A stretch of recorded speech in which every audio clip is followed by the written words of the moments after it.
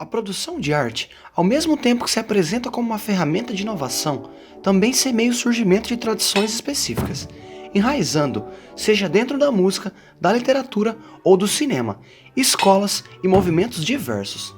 Na ilustração, temos outro excelente exemplo. Do desenho até a pintura, temos uma arte milenar, na qual não apenas carrega suas próprias vertentes, como também se comunica extensamente com vários outros campos artísticos. Nos dias atuais, aqueles que desejam entrar no ramo, seja da animação 2D ou 3D, já vão encontrar um campo teórico sólido, bem desenvolvido e amadurecido. No entanto, a coisa nem sempre foi assim. A técnica de animação que possuímos hoje, tão complexa e apurada, só existe graças a um esforço colossal. Para entendermos melhor esse processo, teremos que retornar ao começo do século XX. Onde, com o gradativo crescimento da indústria cinematográfica em Hollywood, vários artistas perceberam uma valiosa janela de oportunidades. Entre eles, estava o animador e produtor Walt Disney, este que sonhava em criar seu próprio estúdio de animação. No ano de 1923, ele viabilizaria seu primeiro projeto de relevância, um curta-metragem de 12 minutos, inspirado em Alice no País das Maravilhas. Contudo, a produção não era exatamente uma animação totalmente em 2D. Na realidade, tínhamos um filme com atores reais, onde Walt Disney, utilizando-se de um efeito em camadas, projetava animações por cima do material filmado. Após o fechamento de seu primeiro estúdio, devido a problemas financeiros, o famoso artista eventualmente se mudaria para Hollywood. Lá, ele conseguiria um contrato para produzir mais curtas da série baseada em Alice. Ele teria sim a oportunidade perfeita para fundar uma nova empresa, essa que posteriormente se tornaria o dinossauro do cinema, como conhecemos hoje. O primeiro personagem do estúdio seria, obviamente, Mortimer Mouse. Calma lá, é claro que estamos falando do rato mais famoso da humanidade, é que na realidade o nome Mickey Mouse só veio depois. Ele seria sugerido pela esposa de Walt Disney, já que não gostava do nome original. Mas ainda assim, por que fazer especificamente um personagem como Mickey Mouse? Diferente do que muitos podem imaginar, a escolha não era simplesmente uma questão de gosto, ela levava em conta uma série de desafios técnicos. Quando tratamos de filmagens com pessoas reais, nosso cérebro já entende que cada imagem é uma analogia da experiência real. Já no desenho, fazer com que essa analogia funcione é um processo muito mais delicado. Por exemplo, ao desenharmos uma cena, essa terá que passar de maneira coesa uma sensação de proporção, luz e movimento. Caso contrário, a sequência de imagens não é convincente à percepção humana, atrapalhando o envolvimento emocional do espectador. Não se trata necessariamente de fazer um desenho super complexo ou absurdamente bonito, mas de produzir uma sequência de imagens na quais siga um fluxo esteticamente verossímil. Assim, o público é capaz de se adentrar neste mundo análogo. Vamos retornar ao Mickey Mouse para explicarmos melhor. O famoso rato foi inicialmente desenvolvido através de dois curtas-metragens, Plane Crazy e Galloping Gaucho. Em primeiro lugar, dado a ausência de imagem colorida, era necessário que a silhueta do personagem se adequasse bem ao branco e preto.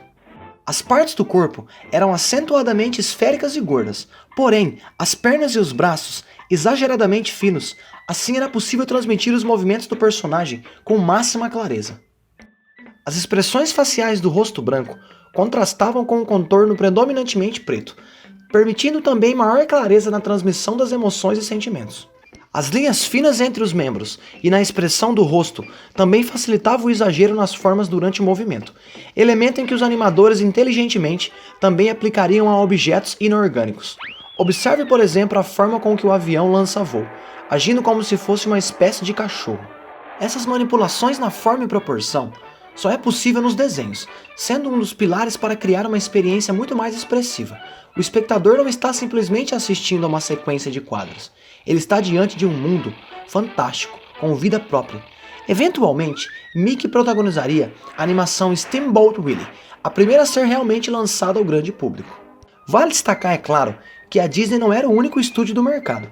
Poderíamos citar também a Fleischer Studios, criada em 1929 pelos irmãos Max e Dave Fleischer. Contudo, o impacto da Disney na indústria foi gigantesco. O crescimento na popularidade das animações resultaria também na criação da Looney Tunes, próximo ao início da década de 30. No entanto, seria apenas em 1937 que o cinema americano receberia seu primeiro longa-metragem, totalmente animado em 2D, A Branca de Neve e os Sete Anões. Para esse empreendimento monumental, o time da Disney precisou se debruçar extensivamente sobre técnicas diversas. Primeiramente, foram utilizados bonecos para testar e compreender melhor como traduzir os movimentos tridimensionais à linguagem do desenho 2D.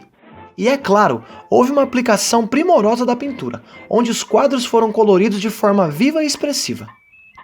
Foi necessário um longo processo de estudo de tonalidade, afinal, era necessário que a luz se comportasse entre as cenas de maneira natural, o que permitiria trabalhar esteticamente, tanto com ambientes escuros como claros, sem que o espectador ficasse com a esquisita sensação de estar simplesmente vendo pinturas diferentes. Aqui retornamos ao problema da analogia.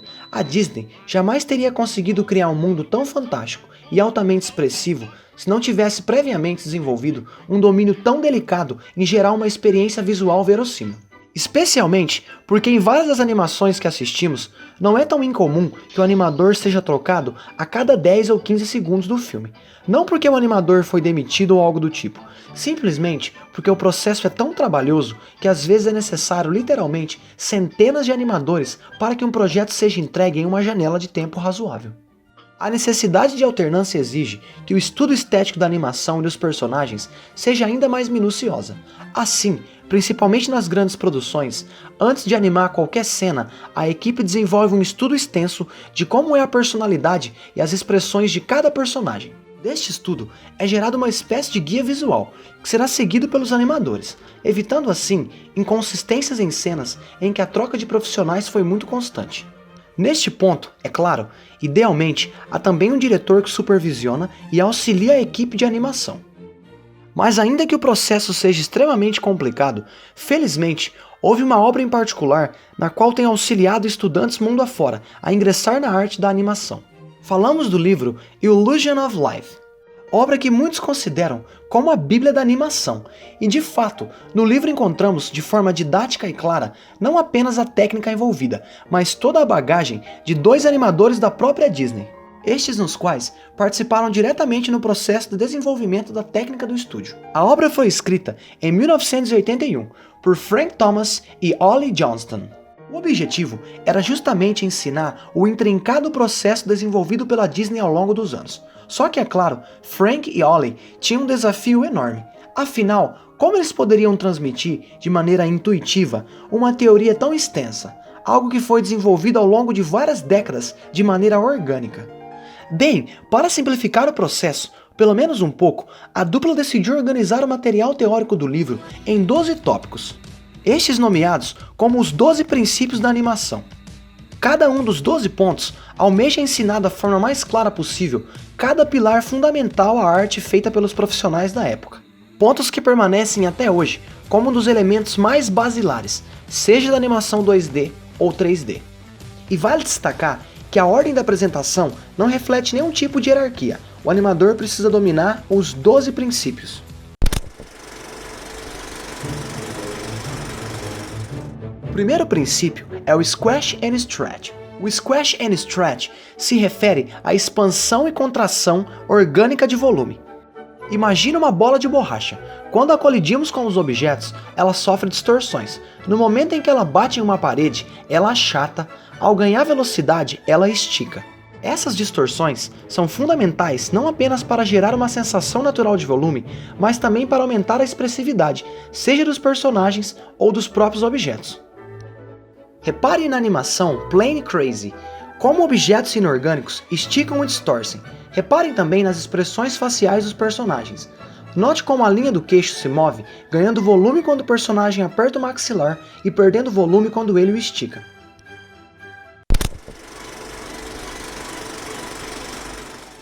O segundo princípio é o da antecipação. Este princípio se preocupa tanto com a comunicação clara na ação dos personagens, como também com o desenvolvimento natural da ação. Imagina que o personagem irá lançar uma bola. Cabe ao animador antecipar o fato de forma envolvente. O personagem deve claramente esticar o braço para trás, fazendo assim que o espectador antecipe o que irá acontecer. O uso da antecipação e logo após a quebra ou manipulação de expectativa é um elemento fundamental. No cinema, é especialmente explorado pela comédia, durante as quebras cômicas de expectativas, ou no terror, na antecipação gerada pelos momentos de suspense. O animador proficiente capitaliza a antecipação, conseguindo assim envolver muito mais o espectador. O terceiro princípio é o staging. Este é basicamente uma herança direta das ilustrações tradicionais. Em suma, é sempre necessário que o desenho saiba guiar o espectador de forma intuitiva ao aspecto mais importante de uma cena. Sabe aquele lance que é muito dito sobre os mágicos? A forma com que eles manipulam a atenção do público para realizar um truque? O staging tem uma ideia parecida no sentido que a animação precisa se comunicar de maneira propositada. Não adianta fazer uma pintura linda, cheia de detalhes, na qual faça com que o espectador queira olhar tudo ao mesmo tempo. Várias das animações que assistimos são sim absurdamente detalhadas. No entanto, sempre respeitam os princípios do staging, guiando a audiência às informações mais importantes daquela cena em particular.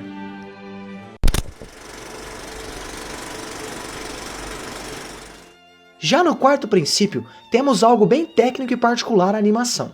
Ele se refere ao straight ahead e pose to pose. Trata-se de duas técnicas distintas para se animar uma cena. Imaginemos a famosíssima cena do Titanic, onde DiCaprio sobe com Kate no corrimão do navio e levanta os braços da amante.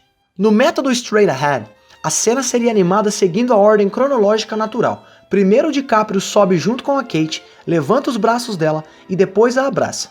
É justamente daí que vem o termo straight ahead. Estamos simplesmente seguindo o fluxo normal da ação. No pose to pose, o animador desenharia primeiro as poses-chave de cada momento da cena. Ele desenha o DiCaprio com a Kate, depois já desenha ele com Kate em cima do corrimão, e depois já desenha DiCaprio abraçado com ela, enquanto Kate está com os braços levantados. Neste método, o animador se preocupa primeiro em desenhar os momentos onde a cena comunica as informações mais importantes. Depois de desenhar estes quadros, aí sim ele desenha as interpolações, os quadros nos quais conexionam a ação completa. Não existe um método melhor. Usualmente, em cenas mais caóticas, os animadores preferem o straight ahead. Já em animações cíclicas, por exemplo, um personagem correndo, o pose to pose tende a ser mais utilizado. Entretanto, como dissemos, não existe uma regra, sobretudo porque, perceba que o nome do quarto princípio não é straight ahead ou pose to pose, e sim straight ahead e pose to pose. Portanto, o animador deve dominar ambas técnicas.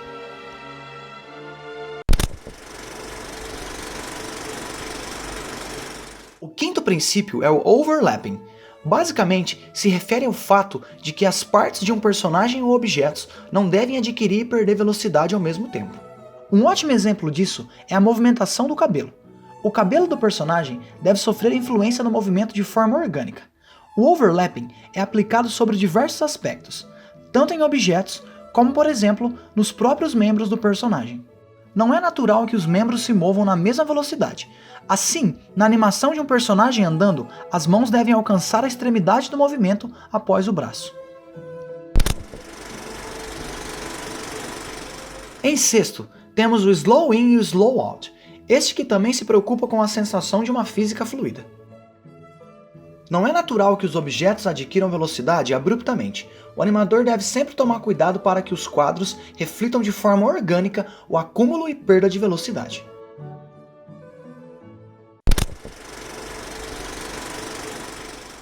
Em sétimo, temos o arco. Trata-se de um princípio que combina o elemento físico com o estético. Na parte física, é aconselhável que o movimento dos objetos faça uma linha de arco, pois usualmente os objetos não se movem de forma linear ou vetorizada.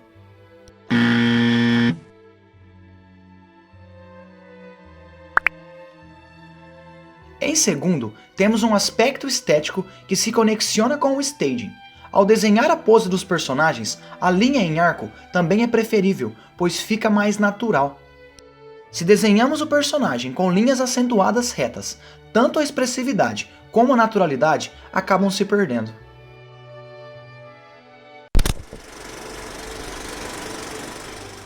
E falando em naturalidade, temos como oitavo princípio a ação secundária.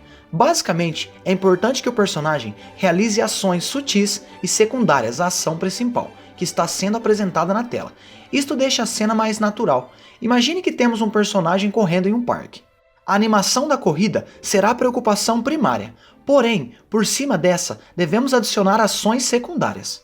Às vezes o personagem coça o rosto porque está suado, às vezes ele pode olhar em determinada direção, e etc. Estes elementos secundários ajudam a dar maior credibilidade ao que está acontecendo em tela.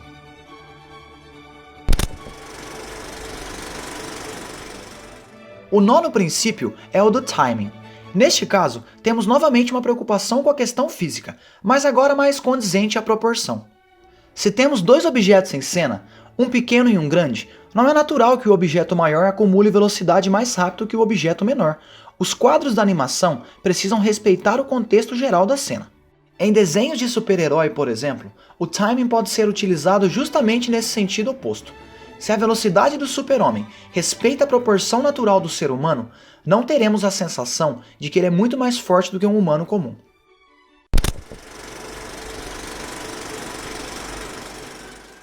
O 10º princípio é um dos mais divertidos. Se trata do exagero, e na realidade não há muito que acrescentar.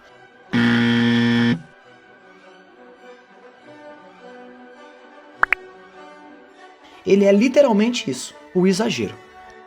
Mesmo que você esteja desenhando algo mais estático, como por exemplo, amigos conversando, não deixe de exagerar.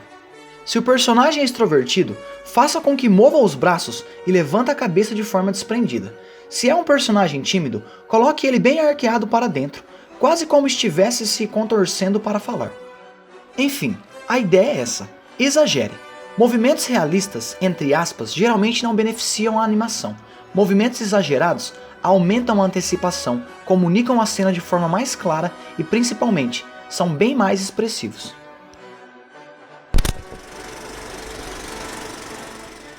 Indo ao penúltimo princípio, temos o desenho tridimensional. Sabe quando desenhamos um cubo tentando gerar a sensação de 3D? É precisamente esta a preocupação do 11º princípio. Desde a distorção de volume até o comportamento das sombras e das luzes, é fundamental que a cena respeite as dimensões de perspectiva.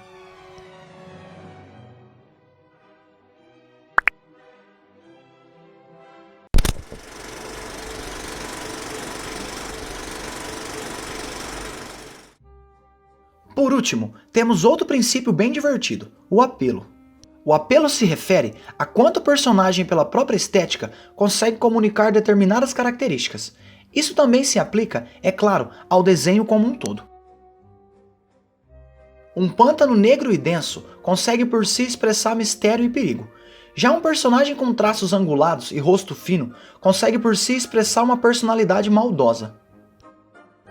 E para encerrarmos aqui, vai uma curiosidade. Ou melhor, uma pequena homenagem. Temos entre os vários talentos que passaram pela Disney, o animador Sandro Cleuso, um brasileiro. Aliás, ele foi o primeiro brasileiro a trabalhar na Disney, tendo participado de projetos como Fantasia 2000, A Nova Onda do Imperador e Asterix e Obelix. Depois procure na internet pelo portfólio desse monstro. A história de Sandro é super curiosa. Ele iniciou a carreira trabalhando como desenhista de quadrinhos para a editora Abril, porém, logo depois descobriu que sua verdadeira paixão era a animação. Ele decidiu conversar com seus superiores para mudar de setor dentro da empresa. Bem, acabou que a direção na verdade interpretou aquilo como uma ofensa, e Sandro foi abruptamente demitido. Na época, ele era apenas um estagiário, com 15 anos de idade. Assim a experiência foi bastante traumática. Felizmente, ele conseguiria um emprego como animador na Brigade Films. Passaria assim a trabalhar em comerciais de TV. No entanto, Sandro sonhava com muito mais. Ele queria produzir animações como as de Hollywood, mas é claro, tal mercado não existia no Brasil. Portanto, ele decidiu trabalhar intensamente e guardar dinheiro. Foi gradualmente comprando dólares e se preparando para viajar à cidade de Dublin, na Irlanda, sede do estúdio de animação do lendário Don Bluth, ex-diretor da Disney. Depois de anos juntando dinheiro, Sandro finalmente partiu para a viagem, junto com seu amigo Edson Gonçalves, que também era animador. Sim, isso mesmo, os dois brasileiros simplesmente, na cara e coragem, voaram para Dublin com o intuito de pedir um trabalho a Don Bluth. Eles não sabiam sequer se conseguiriam uma entrevista de emprego, mas não interessava. Estavam dispostos a convencer o diretor a qualquer custo. Os dois finalmente chegaram à sede do estúdio em Dublin, com o portfólio em mãos. A atendente, bastante transtornada, os explicou que as coisas não funcionavam daquela maneira. Eles tinham primeiro que enviar o portfólio para análise, aí caso a equipe de direção se interessasse, eles seriam eventualmente convidados para uma entrevista. Em suma, ela disse que eles deveriam voltar ao Brasil. Os dois aventureiros, profundamente frustrados, decidiram alugar um quarto de hotel e passar a noite por lá. Desistir? Jamais. Acabou que Sandro e Edson retornaram ao estúdio no dia seguinte, e novamente, a atendente chocada afirmou que não havia como recebê-los, eles deveriam retornar ao Brasil. Sandro não aceitou, insistindo mais e mais. E depois de tanto azucrinarem a atendente, a moça acabou cedendo, e conseguiu arranjar para que os dois conversassem bem rapidinho com Don Bluth. O diretor, já surpreendido pela ação daqueles dois malucos, sentou-se em sua mesa enquanto calmamente abriu o portfólio de Sandro Cleuso. Bem, Don Bluth quase caiu da cadeira. O talento do jovem era inacreditável. Ele na hora contratou Sandro como animador, enquanto Edson seria contratado como assistente de animação. Eles receberam apoio da empresa para ter uma moradia, nos primeiros 6 meses na Irlanda. E também um curso de inglês, especialmente porque os dois aprontaram tudo aquilo sem nem saber direito uma palavra do idioma. Posteriormente, Sandro entraria para a Disney, tendo mais recentemente trabalhado em projetos da DreamWorks. Nada melhor do que terminar um assunto deste com uma história divertida e inspiradora. Inscreva-se no canal, deixe o seu like e até a próxima.